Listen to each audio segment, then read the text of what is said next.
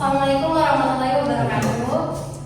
Perkenalkan, nama saya Naila Kamelia Yaswari dengan NIM 2409 1166009 dari Sistem Informasi Kelas A Angkatan 4. Sini saya akan mempresentasikan hasil dari makalah saya, yaitu tentang analisis strategi manajemen rantai pasok di era perkembangan teknologi pada PT Nestle. Jadi pembahasannya itu saya akan menjelaskan tentang SCM, ERP, tahapan SCM, penerapan SCM pada Nestle, dan juga penerapan teknologi pada SCM di PT Nestle. Pertama, saya akan menjelaskan konsep dasar dari supply chain management atau biasa dikenal dengan manajemen rantai pasok. Jadi SCM itu adalah strategi untuk mengelola efisiensi dan efektivitas dari rantai pasok suatu perusahaan yang melibatkan mulai dari supplier, distributor, produsen, hingga nantinya sampai ke tangan pelanggan. Lalu di sini ada juga ERP atau kepanjangan dari Enterprise Resource Planning, yaitu adalah suatu sistem yang mencakup akuntansi, keuangan, produksi, dan juga sumber daya manusia dari suatu perusahaan. Jadi ERP-nya adalah sistem yang terintegrasi yang mencakup operasional dari suatu perusahaan. Selanjutnya adalah tahapan dari supply chain management. Jadi supply chain management itu melibatkan 5 role. Yang pertama ada pemasok, manufaktur, distributor, pengecer, dan konsumen. Nah, yang pertama pemasok itu adalah pihak yang menyediakan bahan baku produksi. Lalu ada manufaktur, itu adalah pihak yang akan mengolah bahan baku tadi, bahan mentah, menjadi produk jadi.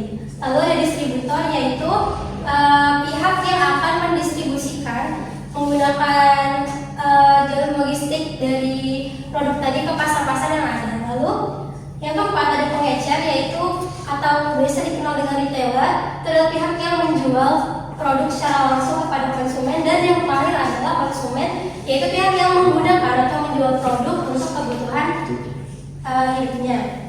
Selanjutnya pembahasan tentang penerapan rantai pasok di PT Nestle.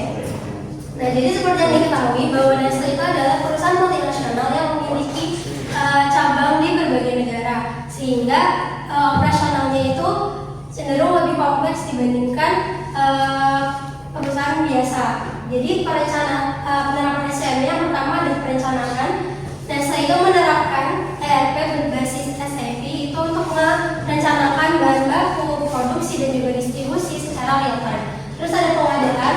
Di sini itu adalah proses memperoleh bahan baku tadi. Misalnya Nestle itu bekerja sama dengan PT Multi Agro dan juga PT Tirta Investama untuk mendapatkan bahan baku dan juga kemasan. Lalu produksinya, PT Nestle itu punya berbagai pabrik, misalnya pabrik di Karawang yang memproduksi susu dan juga pabrik di Cikupa yang memproduksi Milo dan Nescafe. Selanjutnya untuk pengiriman sendiri itu adalah proses distribusinya. Di Indonesia, Nestle itu mempunyai 35 distributor, termasuk salah satunya itu ada CV Prosper Indonesia Jaya dan PT Prima Trans Nusantara yang terdapat di Batam dan juga Tangerang. Nah, di sini itu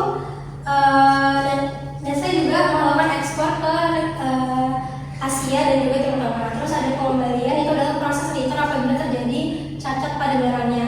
Nah, si Nestle ini tuh menerapkan ERP untuk bisa memantau kualitas produk dan juga mengadakan kebijakan atur apabila terjadi cacat pada barang yang diproduksi. Selanjutnya ada penerapan teknologinya. Nah, pertama Nestle itu mengandalkan ERP yang berbasis SAP untuk mengoptimalkan rantai pasoknya. Yang kedua, memanfaatkan big data dan juga AI untuk menganalisis stok produksi dan juga pemantauan permintaan pasar. Lalu ada lagi software yang bernama Nikita, yaitu Nestle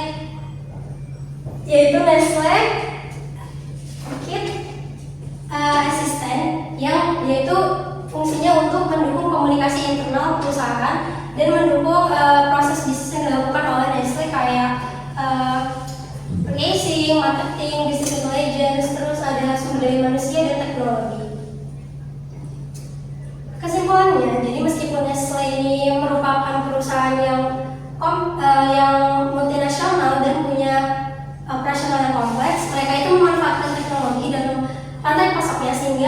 mereka berhasil meningkatkan efisiensi dan efektivitas dari rantai pasoknya, sehingga mereka bisa menerapkan SCM ini secara berkelanjutan.